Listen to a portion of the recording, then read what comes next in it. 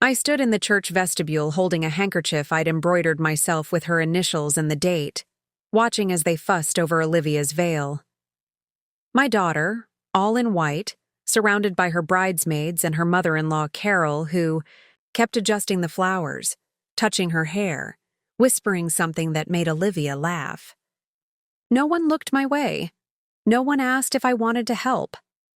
I clutched the handkerchief tighter, my something blue contribution that I'd spent weeks perfecting with arthritic fingers that ached each night. I cleared my throat softly, but the circle around her didn't break. 5 minutes, ladies, the wedding planner called, clipboard in hand, not even glancing my way, though I'd written the check for her services. I smoothed down my dress, sage green, modest, carefully chosen not to upstage anyone, and waited for my moment. When Carol finally stepped back, I approached, handkerchief extended. Olivia, honey, I made this for you. She turned, her expression flickering from annoyance to recognition. Oh, thanks, Mom. She took it without looking, handed it to a bridesmaid, who tossed it on a chair with the rest of the odds and ends they'd discarded. No one mentioned the delicate blue stitching, the tiny pearls I'd sewn into the corner, the hours of love pressed into every thread. You look beautiful, I whispered, my eyes filling. Mom, please don't start crying. You'll make me smudge my makeup. She turned away, back to Carol, who was saying something about the photographer. The wedding planner touched my arm. Mrs. Richards, why don't you head into the sanctuary now? The ceremony will begin soon. I nodded, stepped back, walked carefully down the corridor in shoes that pinched my feet but matched my dress perfectly. No one walked me to my seat. No one asked if I needed anything. I sat alone in the front row reserved for parents, an empty space beside me where Olivia's father would have sat if cancer hadn't taken him 5 years ago. I paid for this wedding. Every centerpiece, every string of lights, every hors d'oeuvre and champagne flute. I emptied my retirement account, sold the vacation property Jim and I had purchased for our golden years. I did it without complaint, because that's what mothers do. Because Olivia deserved her dream day. Because I promised Jim before he died that I'd make sure she had everything we would have given her together. What I didn't pay for was being erased. When Olivia walked down the aisle, she paused to kiss Carol on the cheek. Not me. When the minister asked, "Who gives this woman?" no one had thought to include me in that moment. And when the reception began, I discovered my name card at table 9, the children's table, complete with crayons and paper placemats printed with word searches. I stood there, champagne glass in hand, staring at the little chairs, the sticky-fingered children coloring and giggling. At the head table, Olivia sat between her new husband and Carol, all 3 of them laughing. 3 seats down was an empty chair, the seat that should have been mine. Are you Grandma Richards? A small boy looked up at me, crayon in hand. No, sweetie, I said softly. I'm the bride's mother. He scrunched up his face. Then why are you at our table? I didn't have an answer. Not one I could give a child. A server passed by with a tray of drinks. I took another champagne, my hand shaking slightly. The lights seemed too bright suddenly, the music too loud. I walked to the bathroom, locked myself in a stall, and for the first time that day, allowed myself to breathe. I didn't cry. The tears wouldn't come, just a hollow feeling in my chest like something vital had been scooped out. I checked my phone. 3 missed calls from the creditors who'd been hounding Olivia and her fiancé Brian.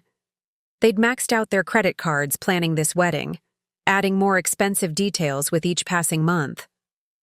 When they couldn't afford the final payments, they'd come to me. Mom, it's just until Brian's year-end bonus. We're so close to our perfect day, we can't cut corners now. I'd written the checks. I always did. I walked back into the reception, past the children's table with my untouched place setting, past the cake I'd ordered from Olivia's favorite bakery, past the DJ whose deposit came from selling my diamond earrings, Jim's last Christmas gift to me. No one noticed me. I was a ghost at my own daughter's wedding, hovering at the edges, unnecessary now that my checkbook had served its purpose. At the bar, I ordered a whiskey neat. The bartender raised an eyebrow but poured it without comment. I never drank whiskey, but Jim had loved it. Tonight, I needed his strength. Mrs. Richards? A young woman in a sleek black dress approached. Brian's sister, Jessica. We'd met twice during the engagement. Are you enjoying yourself? I smiled tightly. It's a beautiful wedding. She glanced toward the head table where Olivia was feeding Brian cake, Carol taking photos. I was surprised to see your seat assignment. I thought there was a mistake. Her voice lowered. Brian said you paid for most of this. The whiskey burned my throat as I swallowed. All of it, actually. Jessica's eyes widened slightly.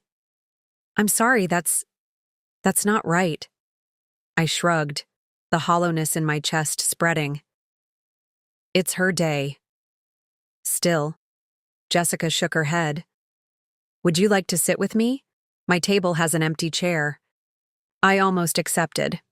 Almost. But something had crystallized inside me, hard and clear as diamond. Thank you, but I think I'm going to make an early night of it. She looked concerned. Are you sure? They haven't even done the mother-daughter dance. Yet. I nearly laughed. I don't think that's on the program today. As if on cue, the DJ's voice boomed through the speakers. And now, ladies and gentlemen, a special dance for the bride and the woman who raised her. Olivia and Carol, please come to the dance floor. The crowd awed as my daughter and her mother-in-law stepped into the center of the room. The opening. Notes of Wind Beneath My Wings filled the air. The song I used to sing to Olivia when she was small, when she would only fall asleep in my arms. I set down my glass. Something inside me quieted. Not peace, but decision. It was lovely meeting. You, Jessica, I said. Please give the couple my best wishes for their happiness. I walked out before she could respond, through the glittering reception hall, past confused waitstaff who'd seen my resemblance to the bride, through the ornate doors into the cool evening air. In my purse was my phone and wallet. Nothing else. From this night was worth keeping. The Uber driver didn't speak much, just asked about the wedding when he saw my outfit. Beautiful, I said. Just perfect. At home, I kicked off the painful shoes, hung up the sage green dress I would never wear again, and pulled on Jim's old college sweatshirt that still smelled faintly of him if I imagined hard enough. I sat at my kitchen table, opened my laptop, and logged into my banking app. Olivia and Brian had been cavalier about the wedding costs, $78,000 and counting, but obsessively secretive about their other finances. Still, I had their account information from when I'd helped them buy their first car after college. I knew about the credit card debt that had ballooned to nearly $45,000, the student loans they were barely making minimum payments on, the mortgage that stretched their budget to breaking every month. I looked at my own accounts. The retirement fund depleted to less than a year's expenses. The house nearly paid off, but showing its age and needed repairs, I'd deferred to cover Olivia's bridal, shower and honeymoon, the life insurance money from Jim, the last of it spent on the champagne that had loosened everyone's tongues but mine tonight. Then I looked at the other accounts, the ones Jim and I had started when things were good at his firm, before the merger that eventually pushed him out. The careful investments we'd made instead of taking lavish vacations or buying new cars every few years. The account I hadn't touched even when Jim got sick, because he made me promise. That's not for hospitals, Lynn, he'd said, his voice already fading. That's for living. Promise me you'll use it for living. I hadn't touched it for the wedding. That had been my one boundary, though Olivia never knew it existed. Now I looked at the balance, $362,741.38, and made a decision. It took 3 hours. 3 quiet, methodical hours of transferring funds, making payments, calculating interest. When I finished, I'd paid off every cent of Olivia and Brian's debt. Credit cards zeroed, student loans cleared, even the mortgage, paid in full. I emptied the account Jim had protected, leaving just enough to cover any tax implications. Then, I wrote a letter, not to Olivia, not yet, but to my sister in Arizona who had been begging me to move closer since Jim died. "I think I'm ready for that guest house you offered," I typed. "How soon can I come?" I didn't sleep that night. I sat on my porch swing watching the stars fade and the sun creep over the horizon, turning the world gold just like the decorations at the reception. In the new light, I felt lighter somehow. Emptied but not hollow. The next morning, I made calls. To a realtor, to a moving company, to an estate sale organizer. By noon, the wheels were in motion to dismantle the life I'd built. In this town, in this house where I'd raised Olivia, loved Jim, lost both in different ways. Olivia called around 3, her voice tight with controlled anger. "Mom, where did you go last night? People were asking about you. It was embarrassing." I almost laughed. Almost. "I wasn't feeling well. Congratulations, honey.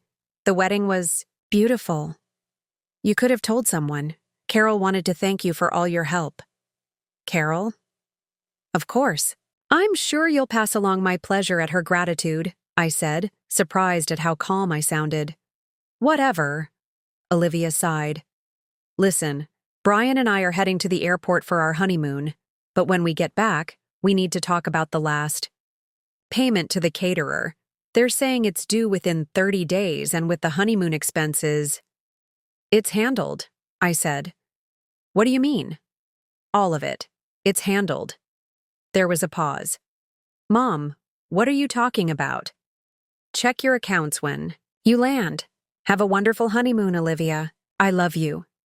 I hung up before she could respond, before I could say something I might regret, before I could hear whatever justification she might have for the children's table, for the dance with Carol, for taking and taking until there was nothing left of me but an open wallet and a broken heart. 6 hours later, my phone exploded with notifications. Texts, calls, voicemails, all from Olivia, from Brian, even one from Carol. I didn't answer. Instead, I packed photo albums into boxes, sorted through kitchen gadgets I'd collected over decades, decided which furniture was worth moving and which would be sold. The messages grew increasingly frantic. "Mom, what did you do? Call me back immediately." "Lynn, this is Carol. We need to talk about whatever you've done to the kids' finances." "Mrs. Richards, this is Brian. We're cutting our honeymoon short. We'll be home tomorrow. This is insanity." I turned off my phone. The realtor came the next morning, walked through my home with a critical eye. "It's dated," she said, "but the location is excellent. We should list quickly. The spring market is heating up." I signed the papers. 3 weeks to prepare for the open house. 4, maybe 5 months until closing if all went well. Time enough to sort through a lifetime of possessions, to decide what to bring into my new life. When I finally turned my phone back on 2 days later, there were 47 missed calls and a string of text messages that ranged from confused to grateful to furious. The latest was from Olivia. "We're outside your house. Open the door." I hadn't heard the doorbell. I walked to the front window, peeked through the curtains. Sure enough, Olivia's car sat in my driveway, her and Brian inside, faces tight with tension. As I watched, Carol's SUV pulled up behind them. A strange calm settled over me. I opened. The door before they could knock stood in the entryway as they marched up the path. "Mom," Olivia started, her face flushed. "What the hell? You can't just..." "Hello, Olivia. Brian, Carol. Please come in." They filed past me, taking in the boxes stacked in the living room, the bare walls where family photos had hung for decades. Olivia turned slowly. "What is all this?" "I'm moving," I said simply. "To Arizona, to be near Aunt Janet." Brian stepped forward. "Mrs. Richards, about the accounts." "Your debts are paid," I said. "All of them. Consider it my wedding gift." Carol's eyes narrowed. "How could you afford that? The kids said you claimed to be stretched thin from the wedding expenses. I was, I replied, but I had other resources. Mom, Olivia's voice cracked. You can't leave. This is manipulation. I looked at my daughter, really looked at her, and saw not the baby I'd nursed through long nights, not the child who once made me construction paper Mother's Day cards, but the woman who had seated me at a children's table at her wedding. No, Olivia, this is goodbye. Because of a stupid seating chart? She snapped. You're dramatic. Yes, someone made a mistake with the place cards, but I was busy. I didn't notice. Is that worth all this? Paying off our debts to what? Make us feel guilty? Selling your house to punish me? I shook my head slowly. This isn't punishment. It's freedom. Yours and mine. You're starting your new life debt-free. And I'm starting mine without obligations that have been misunderstood as endless resources. I don't understand, Brian said. Why would you do this? Because she needed to burn it all down, Carol said suddenly, her voice quiet. We all turned to her. Isn't that right, Lynn? I met her eyes, surprised to find understanding there. Yes, I said. That's exactly right. Olivia looked back and forth between us. What are you talking about? Carol sighed. Your mother gave everything. For your wedding.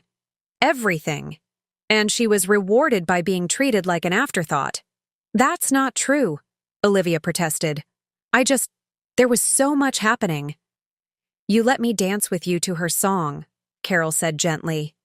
Did you even think about how that would feel to her? Olivia's face crumpled. The wedding planner suggested, and the children's table? I asked, my voice soft but firm. Was that the wedding planner's suggestion too? Brian at least had the decency to look ashamed. There was a mix-up with the seating chart. Mrs. Richards, we didn't realize until later. You didn't look for me, I said. Not once during the reception. Not when I left early. Not until you needed more money. The silence that followed confirmed everything. I don't regret paying off your debts, I continued. I want you to start your marriage without that burden. But I also need to start the rest of my life without being taken for granted. By running away? Olivia asked, tears streaming now. By choosing myself. Finally. It took 2 hours to say all that needed saying. There were tears. Olivia's, Brian's, even mine eventually. Carol stayed quiet mostly, nodding occasionally as hard truths were finally spoken. When they left, nothing was resolved exactly, but everything was clearer. 3 months later, I stood in my empty house for the last time. The sale had gone through smoothly, fetching more than the realtor had estimated. The furniture was sold or donated, the keepsakes packed carefully into a small moving truck. All that remained was a single suitcase for my flight to Arizona, the Ezai. Next morning, my phone buzzed with a text from Olivia. Dinner tonight? Just you and me? I stared at the message, my thumb hovering over the screen. We'd spoken a handful of times since that confrontation. Polite, careful conversations that skirted the deeper issues. She hadn't apologized. Not really. But she was. Trying in her way. Yes, I replied. My choice of restaurant. I chose the small Italian place where Jim had proposed to me 30 years earlier. We sat across from each other, mother and daughter, strangers in some ways now. The house sold, I said after we'd ordered. I'm leaving tomorrow. Olivia nodded, twisted her new wedding ring. I still don't understand why you did it. Paid everything off just to leave. I took a sip of water, choosing my words carefully. When you were little, maybe 7 or 8, you went through a phase where you only wanted your father. For stories, for comfort, for everything. It broke my heart a little, but I knew it would pass, and it did. You came back to me. She looked confused. What does that have to do with any of this? At your wedding, when I was sitting at that children's table watching you dance with Carol to my song, I realized something. This time, you weren't coming back. Not to me as your mother. Not in the way I'd always been. Mom, please let me finish. It hurt, Olivia. It hurt more than I can express. But sitting there, I also realized something else. If you didn't need me as your mother anymore, then perhaps I didn't need to be just your mother anymore either. What does that mean? Her voice was small. It means I'm 73 years old. I've been someone's wife, someone's mother, someone's employee. Now I want to be Lynn, just Lynn. And Lynn decided that the kindest parting gift she could give her daughter was financial freedom. And then actual parting, Olivia said bitterly. Distance, I corrected, to help us both redefine who we are to each other. The waiter brought our food. We ate in silence for a few minutes. I didn't mean to hurt you, she finally said. With the seating, with Carol. I just got caught up in everything. I know. The debt thing, though. She shook her head. It feels like you wanted to make some grand gesture so I'd feel indebted to you forever. I set down my fork. That's not it at all. I wanted to set us both free. You, from financial stress that would have followed you for years, and me, from being needed only for what I could provide. So what now? She asked. Now we start over. As two adult women who share history and blood and love, but not obligation. She nodded slowly. I'm going to miss you. I'm a phone call away, and Arizona has airports. Later, as we stood in the parking lot saying goodbye, Olivia hugged me, tightly. I'm sorry, Mom, she whispered. I really am. I know, I said, and for the first time in months, I felt like maybe she did understand. I love you, Olivia. That hasn't changed. I love you too. She pulled back, wiped her eyes. Will you send me your new address? Of course. And maybe Brian and I could visit? At Christmas? I smiled. I'd like that. I watched her drive. Away, my beautiful daughter disappearing around the corner. Then, I got into my own car. The only possession besides clothes and photo albums I was bringing with me, and drove to the hotel where I'd spend my last night in this town. In the morning, I would board a plane and fly toward a new life. Janet's guest house waited, along with the pottery class I'd enrolled in, the book club that met on Thursdays, the hiking group for seniors that explored desert trails. I didn't know if Olivia and I would ever fully repair what had been broken. I didn't know if she would ever truly understand why I'd done what I did. But for the first time in decades, I was making choices that weren't about being a mother first. I was choosing myself. Finally. And as I settled into my hotel room, I felt neither hollow nor emptied. I felt full of possibility, full of courage, full of the kind of strength that comes from deciding your own worth when others have forgotten it. I picked up my phone, opened the banking app one last time.